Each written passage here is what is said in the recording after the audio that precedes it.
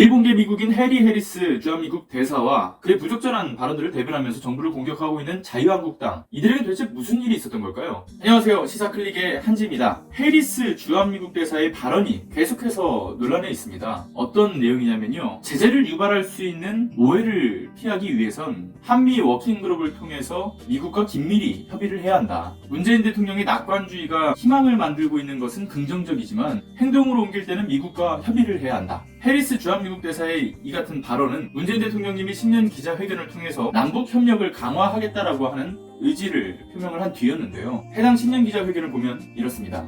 북미 대화만 치닫을 것이 아니라 또 남북 간에도 할 수 있는 최대한 협력을 해나갈 필요가 있다고 생각합니다.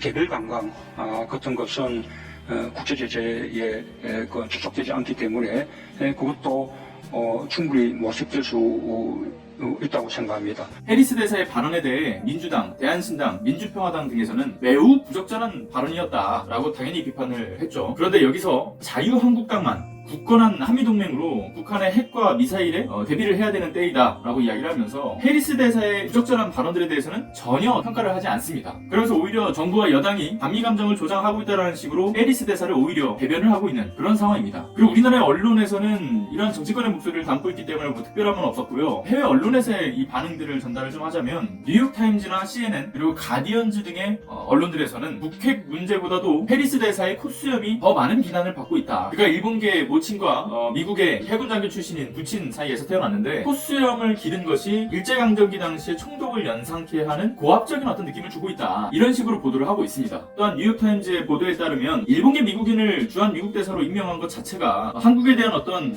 배려가 전혀 없었던 것이고 한국 사람들의 국가적 자존심을 훼손시킬 수 있는 여지가 있다. 이런 식으로 지적을 하고 있습니다. 그런데 반대로 상당히 부정적인 기사들도 있었습니다. 17일자 CNN에서는 왜 한국인들은 미국 대사의 콧수염 펄쩍펄쩍 뛰는가 라는 어떤 논평을 내면서 해리스 대사는 미국인인데 일본인의 어떤 혈통을 언급하는 것은 미국에서는 인종차별로 간주된다. 그리고 한국은 미국처럼 인종의 다양성이 없는 균질한 사회고 외국인 혐오증과 인종차별이 놀라울 정도로 흔하다. 이러한 어떤 표현들을 정말 마구잡이로 배설을 했습니다. 해리스 대사도 이와 같은 내용에 대해서 발언을 했는데요. 자신의 출신과는 아무런 상관이 없다. 그리고 그저 해군 장교로 공부를 하면서 기르지 못했던 수염을 대사로 임명된 이후에 새로운 삶을 시작하고자 기념하는 의미에서 기른 것이다. 그리고 또한 20세기에 일제에 저항했던 한국의 독립운동가들 중에서도 콧수염을 기른 사람이 있지 않느냐, 그런 이야기를 하면서 안중근 의사와 안창호 선생을 언급하기도 했습니다. 이와 같은 상황에서 문제가 되는 포인트를 다시 한번 좀 짚어보겠습니다. 일단 첫 번째, 이 외신들에서는 해리스 대사를 지적을 하면서도 마치 한국에서는 해리스 대사가 일본계 미국인이라는 어떤 이유만으로, 그리고 콧수염이 일제강점기의 어떤 총독을 연상시키게 한다라는 그러한 이유들만으로 비판을 하고 있다라는 식으로 논리에 맞지 않은 그런 보도들이 계속해서 양산이 되고 있습니다. 우리가 이 해리스 대사에 분노하는 이유는 뭔가요? 아시다시피 해리스 대사의 이런 무례한 행보가 이번이 처음이 아니었기 때문이죠. 참석을 하기로 했었던 국내 안보 강연과 안보 어떤 행사에 갑작스럽게 불참을 통보하더니 해리스 대사는 같은 날 미국 햄버거 브랜드의 국내 개점 행사에 참석을 했었고, 이로 인해 어떤 국가적 모욕감을 선사를 했습니다. 뿐만 아니라 문재인 대통령이 중북 좌파에 둘러싸였다는 이야기가 있다. 우리나라가 방위비 분담금 5억 달러를 내야 된다. 일개 대사가 하기에는 지나치게 도를 넘어선 어떤 행동과 발언들을 끊임없이 해왔던 인물입니다. 그리고 이번에는 이러한 대사 나부랭이가 우리나라에 마치 명령하는 듯한 이 발언들을 쏟아낸 것이 문제가 된 것이고요. 그런데 이것을 콧수염과 어떤 인종차별적 프레임으로만 이야기를 하고 있습니다. 그리고 한국이 단일 민족이기 때문에 협소한 시각을 가지고 있다, 이런 식으로 이야기를 하고 있고요. 해리스 대사는 이러한 언론들의 힘을 입어가지고 자신의 출신 어떤 배경 때문에 이 한국 언론에서 비판을 받고 있다, 인종적 어떤 프레임을 본인한테 씌우고 있다, 이런 식의 입장을 계속해서 내세우고 있는 그런 상황이고요. 그런데요, 전 세계 그 어떤 것보다도 인종적 다양성 때문에 더욱이 어떤 인종차별 이슈가 끊이지 않고 있는 이 미국에서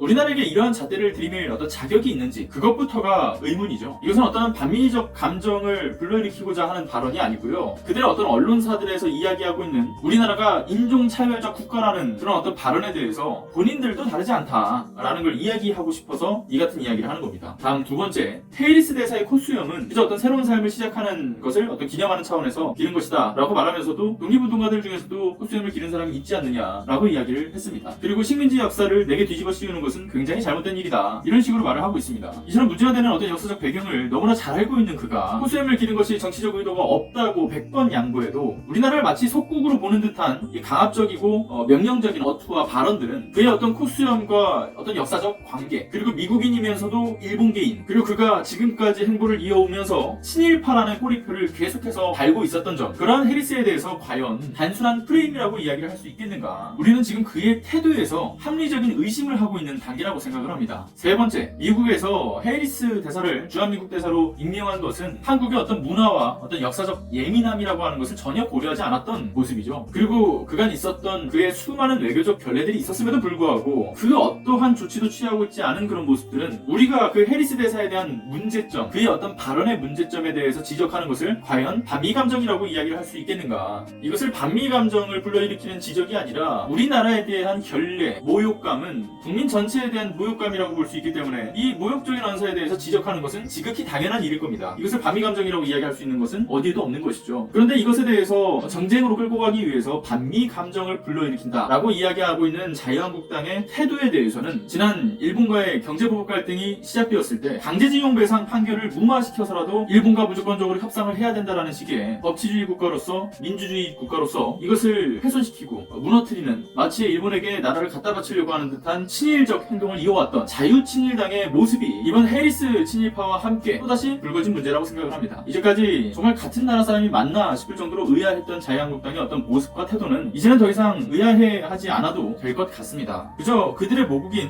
일본으로 한시라도 좀 빨리 돌아가시길 바랄 뿐입니다. 여기까지 하겠습니다. 감사합니다.